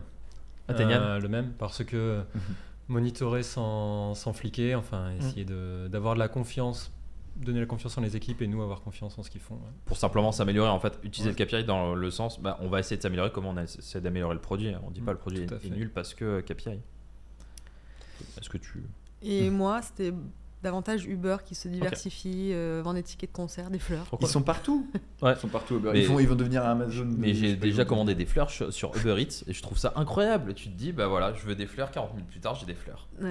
C'est fou. Oui, mais il y non, a d'autres services qui c'est existent fini. quand même. Enfin bon, puis des gens plus experts.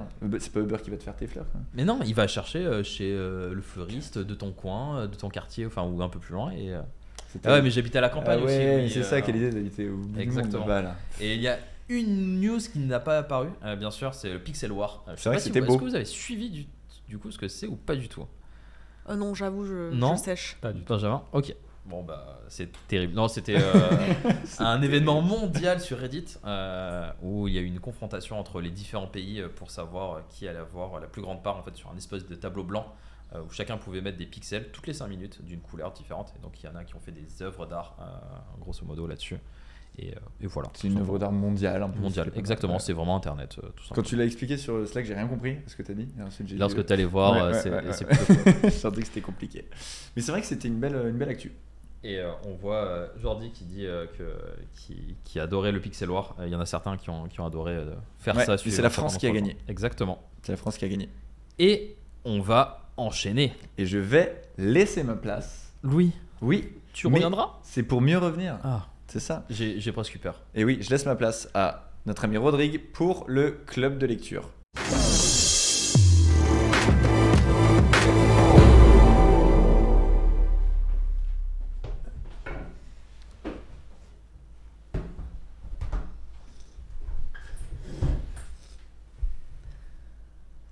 Salut tout le monde, c'est Rodrigue du coup.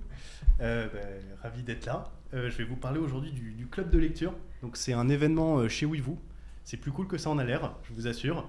On lit des bouquins ensemble. Déjà, c'est pas plus cool, Rodrigue. C'est toujours pas plus cool. Attends, je vais le rendre plus cool. On lit des bouquins, on fait des cocktails et on parle de ces bouquins. Et ça peut être des bouquins products comme celui-là, ou des bouquins qui n'ont aucun rapport, comme Le Petit Prince. Et du coup, je remercie donc Edouard et Hamza qui ont créé ce club. Moi, je suis juste un figurant ici. Donc, je vais vous parler aujourd'hui de Sprint, qui est un livre du coup product. Je vais vous parler de l'avis de tous les Weavers qui ont lu ce bouquin. On est 3, il n'y en a pas tant que ça.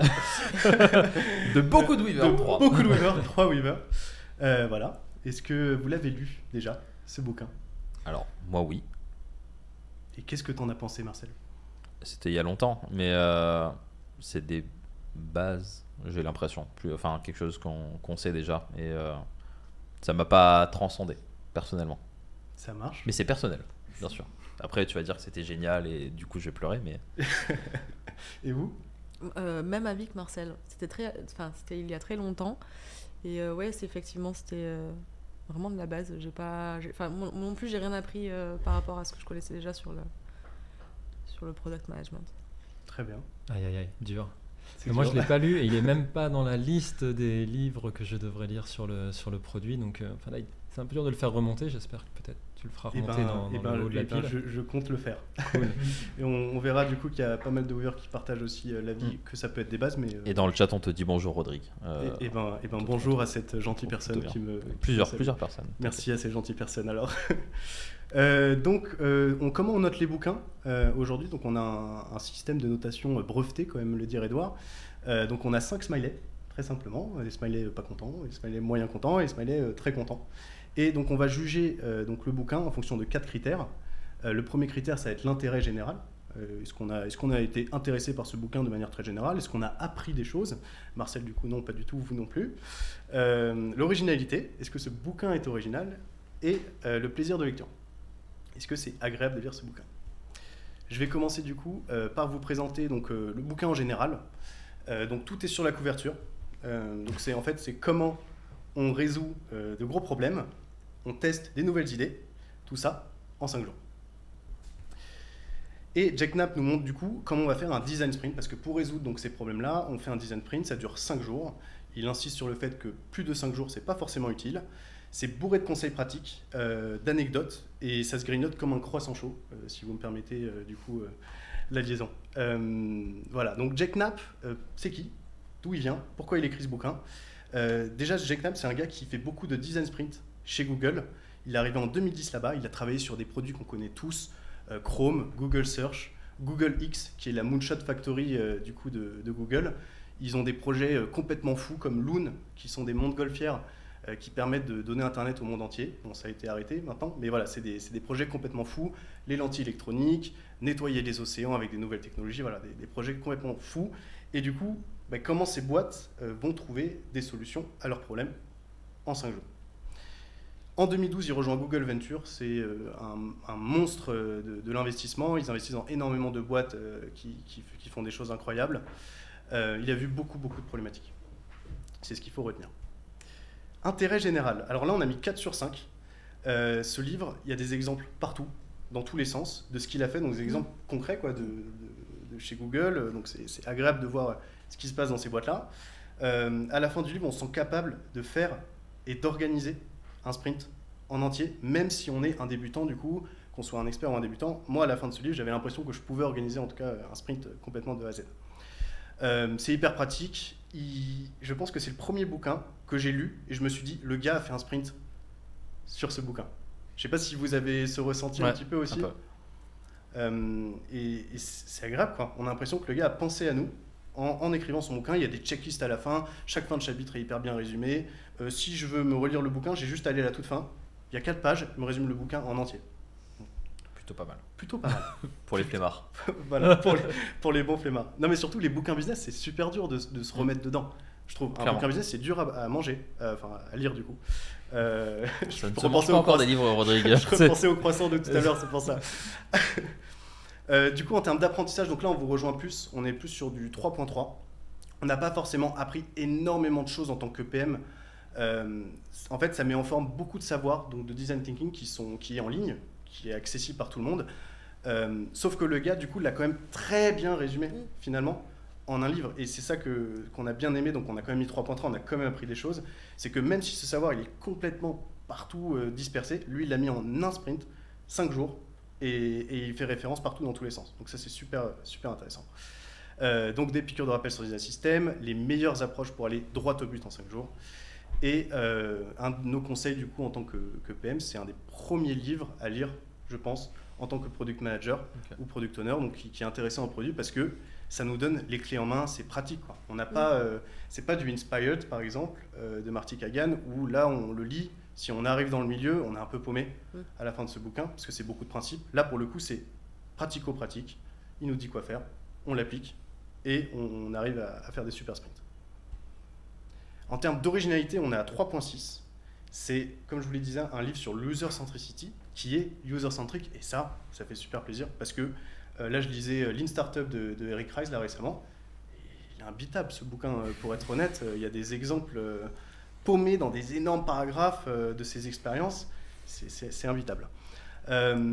Après, il n'est pas original sur les concepts, comme je vous l'ai dit, mais voilà, son originalité, elle vient du fait qu'il prend des trucs qu'on sait tous, mais il les met en un framework qu'on peut tous utiliser, et ça, c'est top.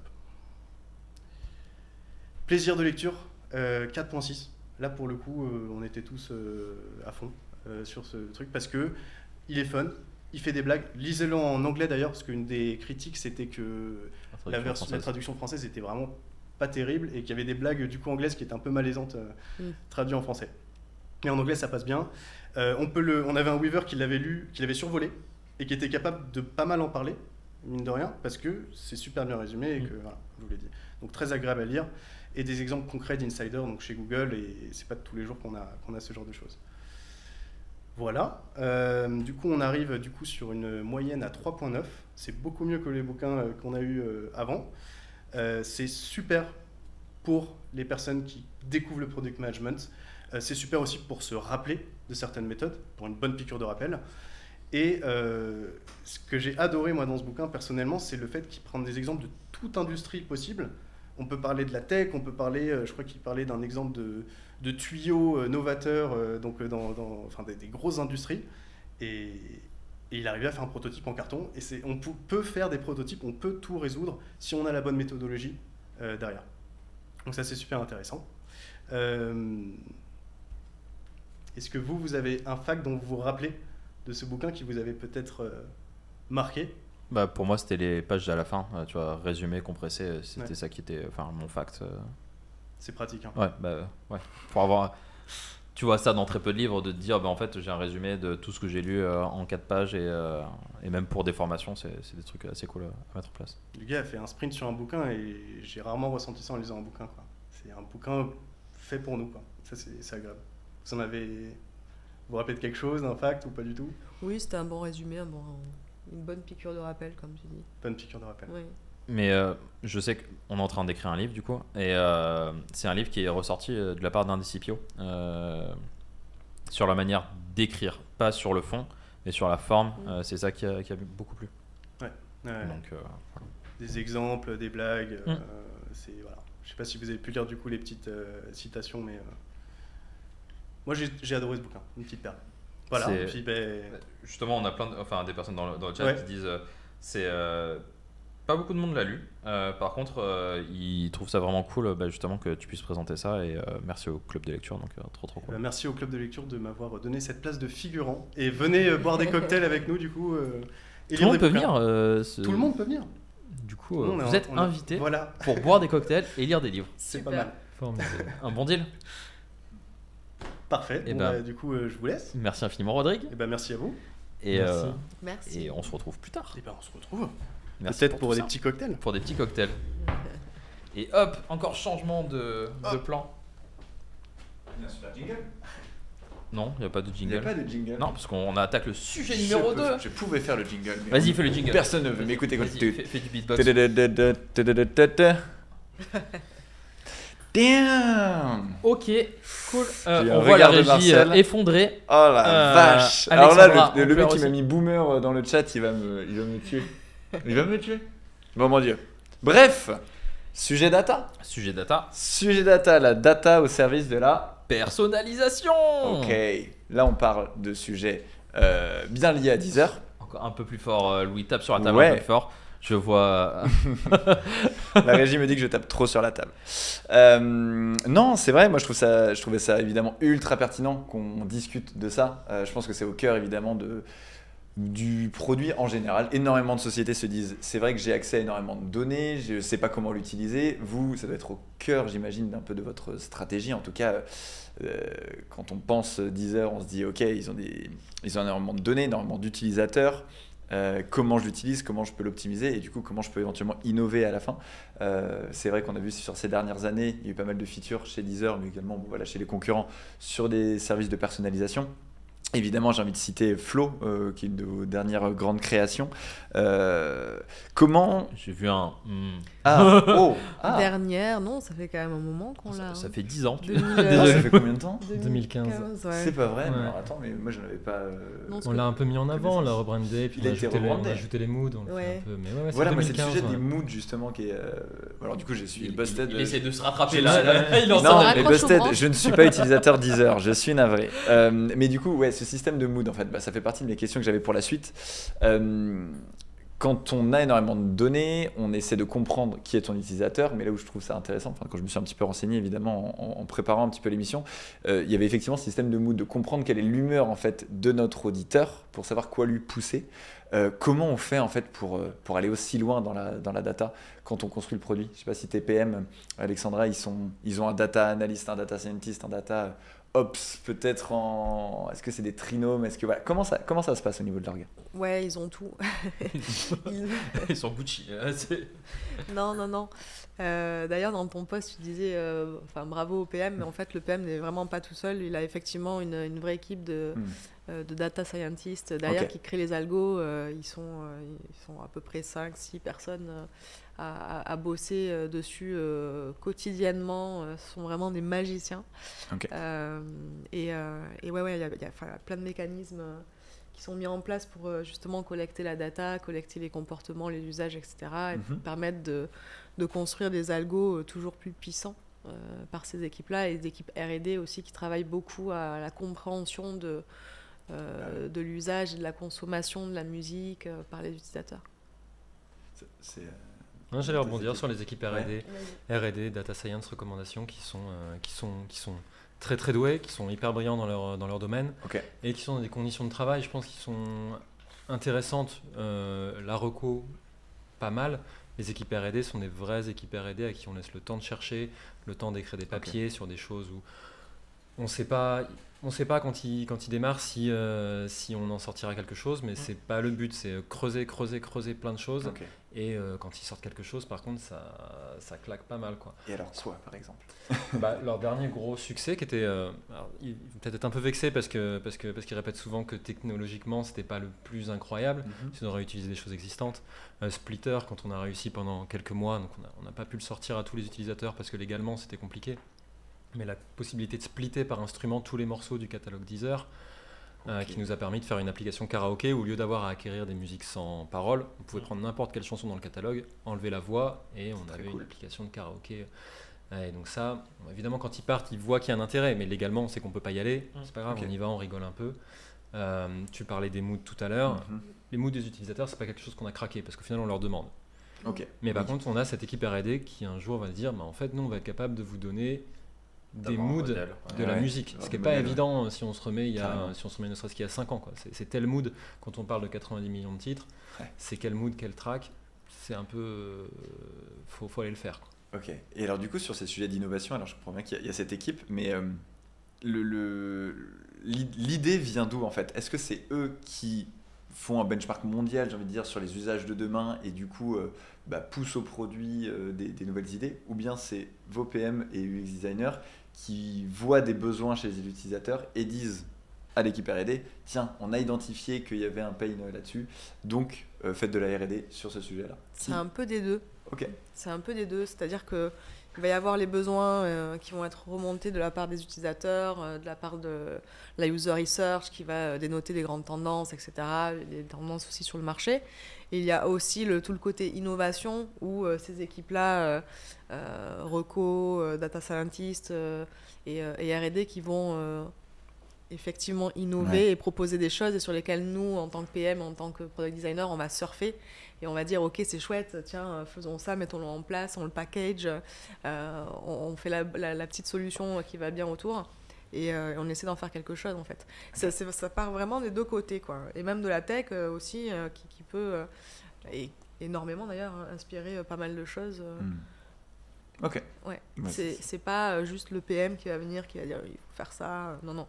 C'est vraiment la beauté du truc, c'est que. On a dû sortir un petit jeu ce soir là. Ouais. On en parle.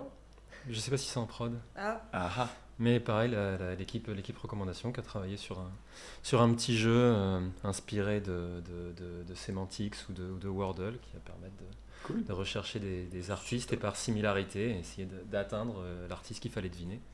Ok. Je sais pas si c'est en prod, on va regarder en sortant. Il y a une petite gamification en cours, c'est ça un peu, vous tentez là-dessus, ça fait partie des grands sujets un petit peu parce que comment est-ce qu'on se réinvente aussi, moi je me suis toujours demandé, on est dans une industrie où, alors je pense que de l'extérieur on se dit toujours comment cette industrie peut se réinventer et au final il y a toujours un acteur qui arrive pour un peu casser les codes ou bien en tout cas il y a quelque chose, il y a une innovation un peu disruptive à un moment. Vous sentez que vous y arrivez, comment ça se passe, que tu disais qu'on n'a pas du tout de roadmap, c'est-à-dire que est-ce que cette équipe R&D elle pense quand même, tu vois, à 5 ans, à 10 ans, est-ce qu'on essaie un peu quand même de trouver des vrais nouveaux usages? Je veux dire, la gamification c'est chouette, mais est-ce qu'il y a des choses profondément nouvelles qui peuvent émerger Oui, c'est pour ça qu'on faisait un atelier de product vision là ces derniers temps. Parce qu'on n'a pas de roadmap, mais on a quand même besoin nous de réfléchir et de penser, de out of the box en fait, et de se dire ok, ça va être quoi les usages de demain, c'est quoi les usages aujourd'hui des jeunes générations, etc. Où est-ce qu'on peut amener le produit, le tirer vers davantage d'innovation, vers des expériences toujours plus folles, toujours plus différenciantes par rapport à la concurrence. Aussi s'inspirer du marché et juste de l'environnement que l'on a, parce que finalement quand on travaille chez Deezer on est vraiment ancré dans la vie de tous les jours et dans les usages qui touchent plein de domaines, le e-commerce, tout ce qui est uberisation, tous ces trucs là en fait ça inspire des mécaniques et des usages bien particuliers et qui nous inspirent quotidiennement. Parfait, il est oui.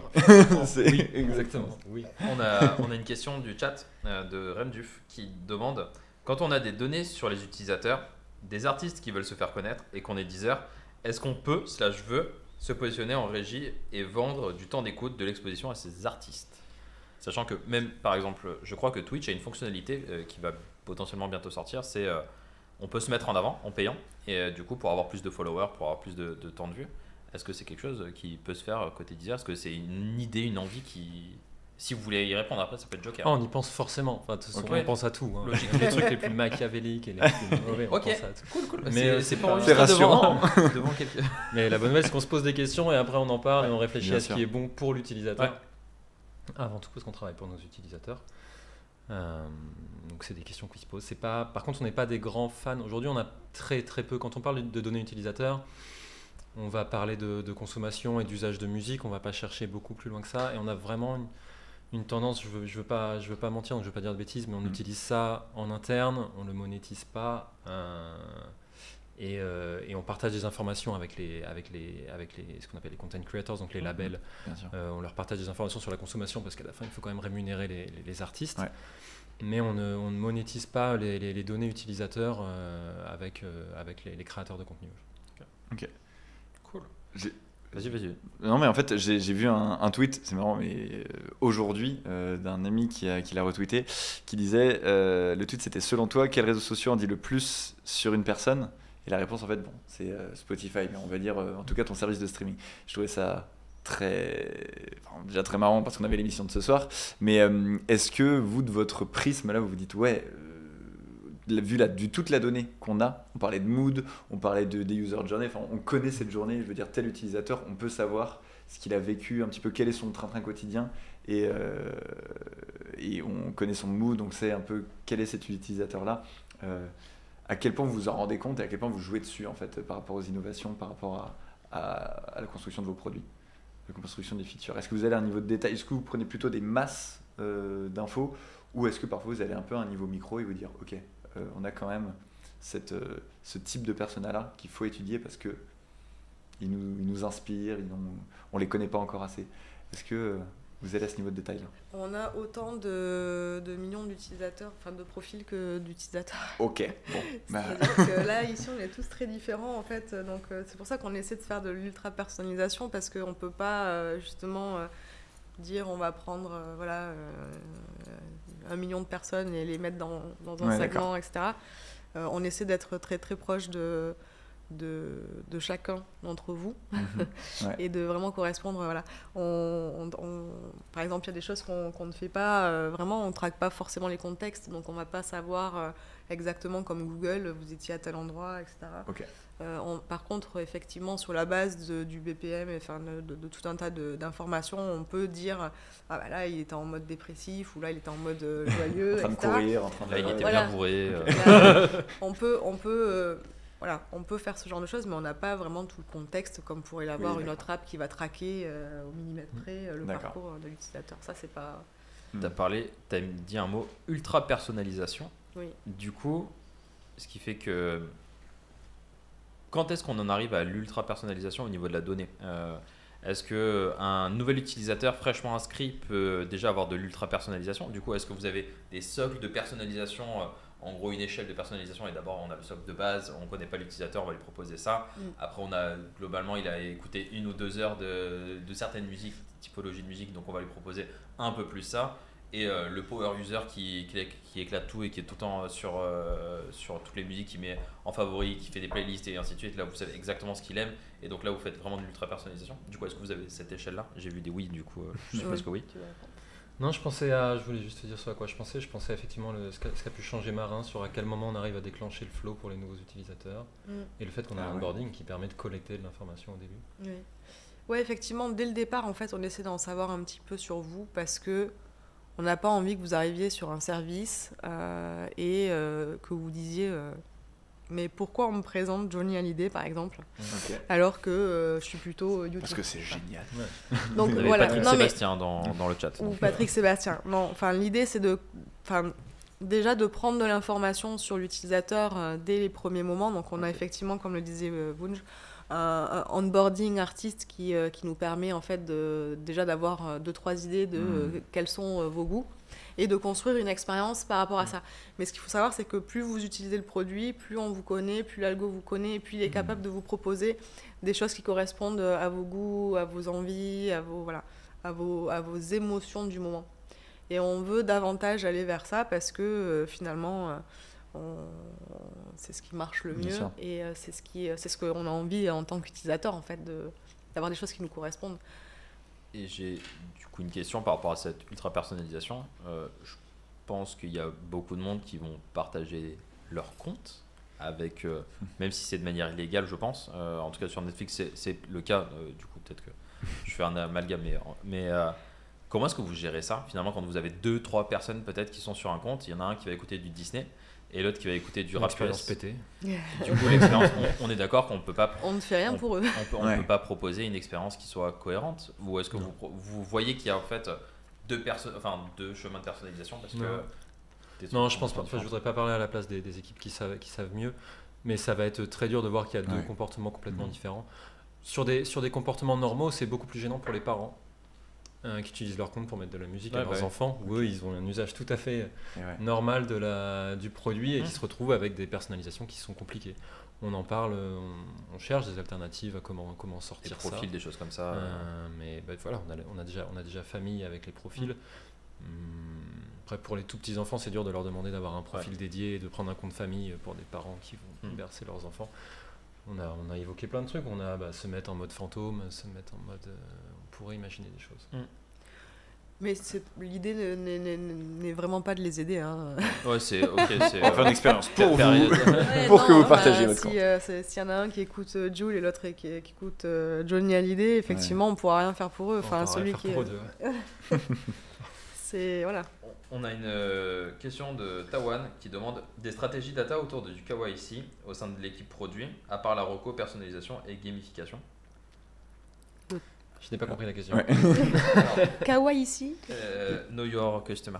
Le Know Your Customer. Ah oui, pardon. Est-ce que vous avez des stratégies data autour du KYC, enfin KYC, au sein de l'équipe produit, à part la reco, personnalisation et gamification? Je ne peux pas dire plus. Oui, non, je crois que c'est le Kawaii ici, on était déconnectés là, tu vois. De perturbant. Ouais.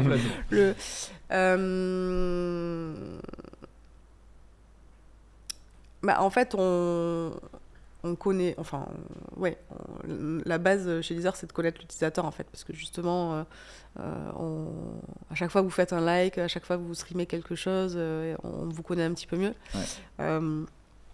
Au-delà de la gamification, au-delà de tous les gameplays qu'on peut mettre en place, il y a plein de choses sur lesquelles on est en train de réfléchir. On va pas donner la clé du succès de Deezer demain, mais effectivement, on explore un peu tout ce qui est aussi nouvelles technologies, tout ce qui va nous permettre d'avoir encore plus d'interaction avec l'utilisateur, d'avoir aussi des signaux de sa part, en fait, parce qu'au final, on a besoin que l'utilisateur nous informe. De l'autre côté aussi, il y a ce besoin-là, d'un point de vue utilisateur, d'être un petit peu rechallengé aussi dans sa zone de confort, c'est-à-dire qu'au lieu de tourner en rond tout le temps dans sa propre bulle, dans son univers, etc., il y a aussi ce besoin de venir pousser certaines choses, nous, notre côté, qu'on pense pouvoir vous satisfaire.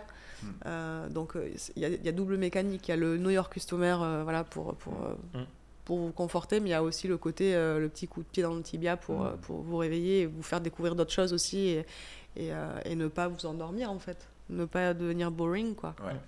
Et ça, c'est une question que je me suis posée, justement.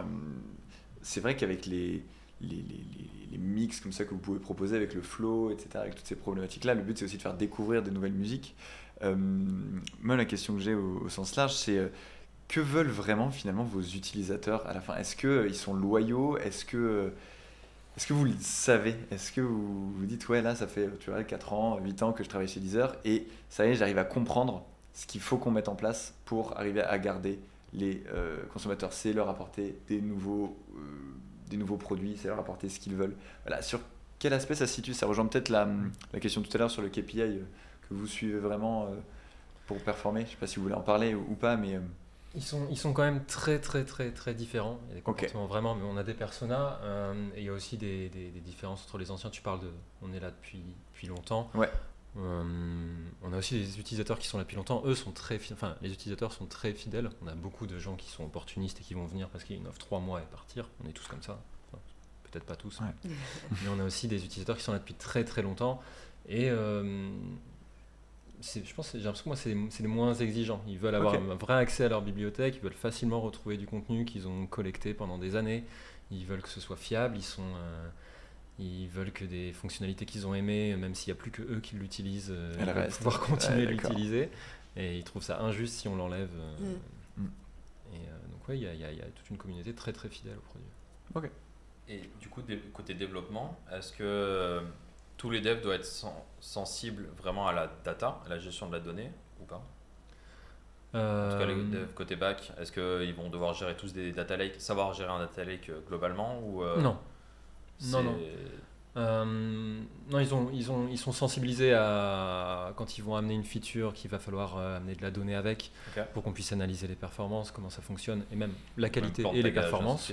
Mais donc ça, c'est un travail avec data analyst, PM, développeur. Pour que ces données soient disponibles. Ensuite, on va avoir des équipes data analytics qui vont un peu plus creuser cette donnée. Mon souhait personnel, ce serait que chaque développeur maîtrise le contenu de ses data lakes et soit capable aussi d'aller chercher l'info. Pareil pour les PL. Que tout le monde sache manipuler la data facilement. Ouais. Ok. Et peut-être une dernière question. Qu'est-ce qui fait une bonne personnalisation? Qu'est-ce qui fait une bonne personnalisation? Je pense que c'est très personnel. Ce que je disais, en fait, il y a des personnes qui... En fait, il y a des personnes qui vont vouloir qu'on sache avant même que eux sachent ce qu'ils veulent. Voilà. Ah oui, j'ai toujours aimé cette musique en fait et c'est trop bien. Ok. Ouais. Donc il y en a d'autres qui vont pas aimer ça parce qu'ils vont se sentir, avec Big Brother, là, Big Brother is watching me. Non, c'est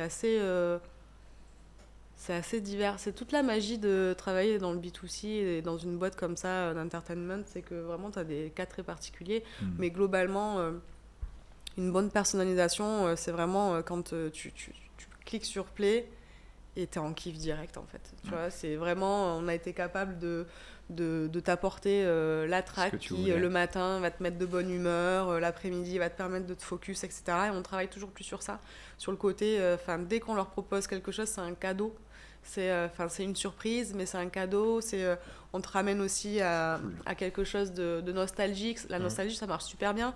Donc c'est à chaque fois le côté waouh, je savoure et ça me ramène à des émotions qui sont pures et qui sont qui me fait dire mais 10 heures a su répondre à mon besoin du moment en fait. Cool, les années 2000. Pardon. Pour la nostalgie. Toi, Benjamin? Tu veux rajouter, Non, je peux pas faire mieux que ce que vient de dire Alexandre. C'est plus ça du coup. Ok, très cool. Est-ce que vous aimez jouer? On va jouer. On adore ça. Alors, On adore ça, non Alexandra. Non, je suis pas fun. Le fun, ce n'est pas pour moi. Jouons. Jouons? Vous êtes sûr? Non. Et bah du coup, on va lancer l'Happy Hour.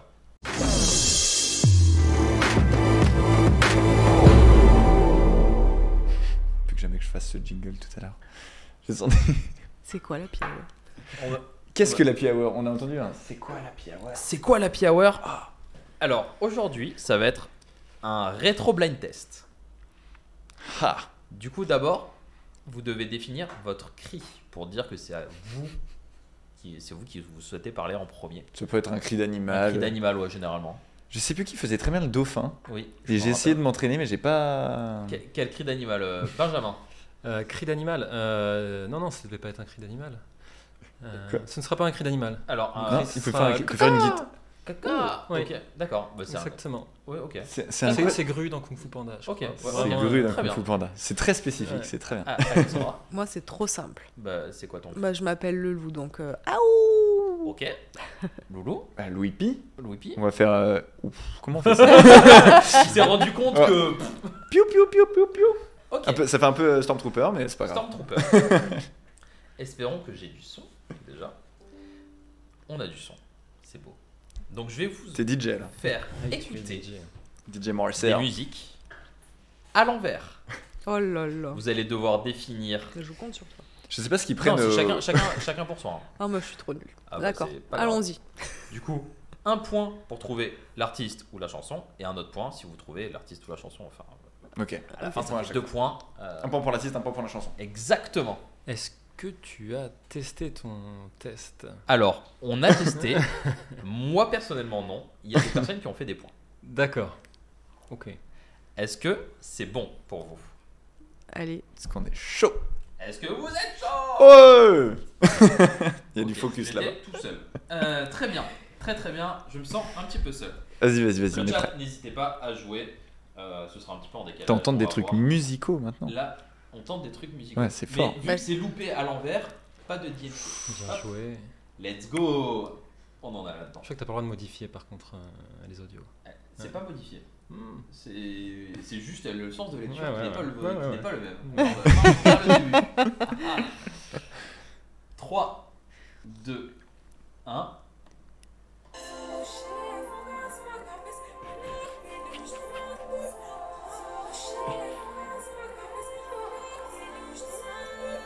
C'est pas du tout. C'est genre. incompréhensible. Bah caca. Tu vois, je pensais à Yana, mais. Ce n'est pas rien. Hein. C'est pas Aya Nakamura Nakamura. Ah, Ah, vas-y, tu l'as bien. Il fallait faire ah. il faut faire le cri. Ah, merde. Et oui, ouais, donc Alexandra a fait le cri. Du coup, Ah Alexandra. Aya Nakamura. Oui. Boum. Et quel est le titre de la chanson? Oh là là. C'était ce que je vous avais proposé. C'est pas Jaja là? Ah, j'ai donné que son prénom, pardon. Ayana.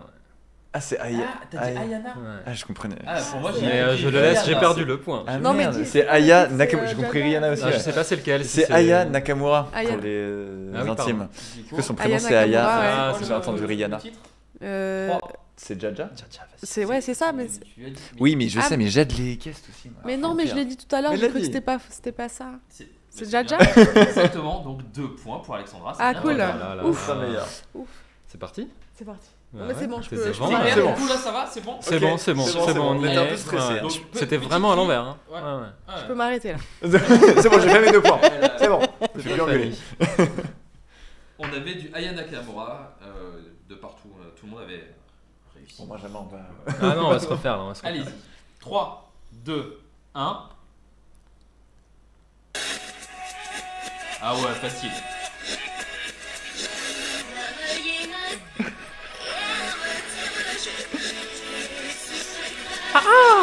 Oh, J'ai très peur de ce que je vais dire, mais je pense à Laurie.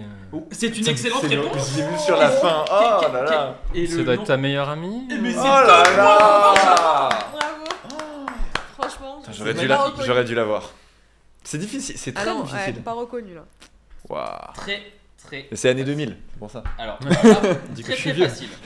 Ah non, non, alors attends. Musique que tout le monde connaît. Je spoil. On a. 3, 2, 1.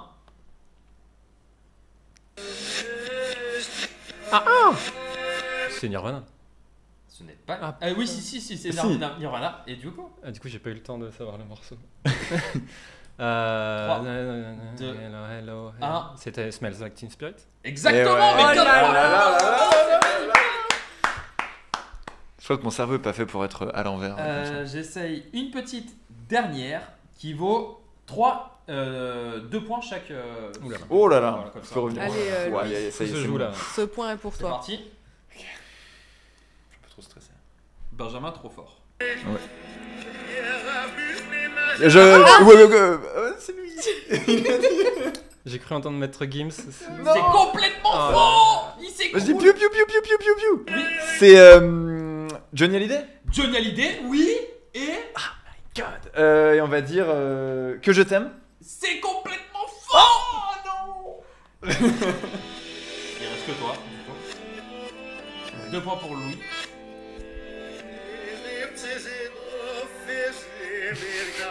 Le pauvre.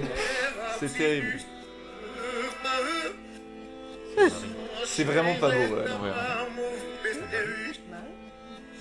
Ouais, ça peut être ça. Quelle est ta Non. réponse? Non, je sais pas. C'est là. Ça se prend une victoire. Ouais, ça se prend, vas-y, vas-y. Mais moi, j'ai plus le droit de jouer. Il a plus le droit de Ouais, jouer, non, écoute, non. hein. Bah, il est Alors là, c'est t'es planté, à- il a dit t'es à- Maître Gims, c'est fini. Ah oui, Il j'ai va dit faire Maître Gims. Vas-y. Est-ce que tu as une réponse? Non. Ok, Oh. du coup, qui fait un cri? Mais c'est au mari, non? pense, Au ouais. mari. C'est complètement Marie. C'est Marie, complètement tout Marie. à fait. C'est en vrai c'est Benjamin Du qui coup, le souffrait comme ça. c'est On partage, on partage. On partage, De toute mais façon, oui. Benjamin gagne, donc. Voilà, je peux Ouais. partager. Tu sais que Il a j'aime pas gagné perdre. 2 fois. alors. Ah oui, donc c'est ça, c'était au mari. Du coup, Oh, Marie. 2 points, 3 points pour Louis. 3 et points un pour point. moi. Et bah si, donc du coup si, Et donc, Benjamin, Benjamin, premier. gagnant. Bravo, bravo. Le rétro blind test. Ok, tu gagnes des bonbons qui sont voilà. Mais j'aurais cru que Maître Gims, moi aussi au départ. Ouais. Et non. Ah, Comme c'était quoi, bien à Johnny l'envers, Mm. Maître Gims, ça ressemble à Johnny Hallyday. Faudrait peut-être qu'il fasse. Faudrait essayer Tous avec ces- Maître Gims. Oh, Si, oh là là. on avait- ouais. On n'avait pas de Maître Gims dans On avait les pas de Maître propositions, Gims. malheureusement. On avait Ah du là là. Christophe, de l'Oasis, mais après. Ah, on était un peu old school du Oasis et tout ça, Ouais. j'avoue. Un Wonderwall de Oasis. Et Et bah, la musique, c'est vachement bien à l'endroit. exactement. Écoutez, Et voilà. c'est jingle de fin. Du coup. Et c'est jingle. C'est parti. Bon bah merci beaucoup pour cette heure et demie passée assez rapidement. Comment vous êtes senti? Ça va? Mais on est super bien en votre compagnie. hein. On est bien. Hein. On peut rester. Oui, alors on enchaîne pour 1h30 sur. 24 heures de live en fait. Voilà. Non bah merci beaucoup pour. Est-ce que vous avez un petit mot de la fin pour Pour vos équipes. vos équipes peut-être? Oui, on vous aime, vous êtes super, vous êtes géniaux. Comment elle était en train de regarder en l'air comme ça. Non, c'est la Alors, qu'est-ce lumière. qu'il faut En que fait, je la dise lumière, déjà ouais, tu vois, la lumière m'aveugle. Mais non, oui, nos équipes sont géniales. On recrute. Ok. Mais C'est important. comment est-ce qu'on fait pour vous contacter du coup? Bah, sur le site de Deezer, on peut postuler. Ok. On a plein de postes de PM. Comme là, on est en fourmi d'idées, on a besoin de plein de PM pour Visiblement. les mettre en place. Donc n'hésitez pas. Venez. Venez. Tous Côté les tech métiers. aussi. Ouais, C'est une Deezer bonne Jobs, société LinkedIn. qui fait du conseil et qui a des produits. Pardon, Non, mais l'autre. je drift. Bah non, mais vraiment, merci beaucoup. Merci aussi, Marcel. Marcel. Merci Encore Lolo. cette Merci animation. infiniment. J'espère qu'on n'a pas été trop dur avec vous. Ça va. Non, très bien. C'était adorable. Et On Lolo, compte sur vous pour aller tester le flow, les moods, tout ça. Eh ben, avec la grand plaisir. personnalisation, et revenir vers nous. Eh ben, on va tester complètement l'application et on va vous franchement, faire même une petite presse de tout ce qui va et tout ce qui ne va pas. Selon Ah. On va faire un petit audit. Petit audit.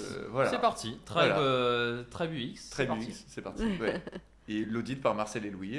Exactement. Voilà, ça va être la prochaine rubrique. Non, pas du tout. Tu t'engages un petit peu trop vite, Lolo. Non, mais moi par contre, ça m'a vachement donné envie de tester. Donc, Pareil. ouais, carrément. Non, vraiment un plaisir de savoir ce qui se passe un peu derrière, justement. Comment vous pensez, comment vous vous organisez. Donc, moi, j'ai trouvé les sujets top. Donc, merci beaucoup. On espère évidemment que derrière les écrans, derrière vos écrans, vous avez aimé également. Merci pour toutes vos questions sur le chat. Vous êtes toujours au top. On vous aime beaucoup aussi, nous On vous aussi. aime On beaucoup aime aussi. les équipes derrière le chat aussi. Et pas que c'est derrière le chat, ceux Oui. qui sont ici, C'est vrai. à la régie, qui nous écoutent. Et Rodrigue, merci aussi pour ce petit atelier, c'était cool. Merci à vous, c'était cool. Et on se retrouve la semaine prochaine Oui. avec le retour du Design Corner mercredi prochain. Yes. Donc on va parler accessibilité. Donc ça c'est plutôt cool avec quelqu'un qui teste pour justement SNCF Connect au niveau de l'accessibilité. Je crois que c'est une personne malvoyante, si je ne dis pas de bêtises. On me dit oui. Donc ça c'est vraiment cool. Je trouve Ouais. ça incroyable comme initiative. C'est top. Je sais pas d'ailleurs si c'est beaucoup fait dans les entreprises de vraiment faire tester l'accessibilité par des Par des personnes malvoyantes ou daltoniennes ou que ça. Je sais pas si vous. Pour moi, c'est un point faible assez connu Ok. globalement sur les produits. C'est Ouais. que nous, on a des gens qui sont très très intéressés sur ces sujets. Oui, Je pense à des On a développeurs des- front en les l'occurrence. développeurs qui travaillent beaucoup sur le sujet. C'est top. Vous pourrez regarder le Design Corner mercredi prochain. Et on se retrouve nous pour l'after produit le 4 mai à 19h. Encore une fois. Avec encore des super jingles. Avec encore des super jingles. Et on se retrouve le 4 mai. Ciao tout le monde. Yes. Salut tout le monde. Bonne soirée.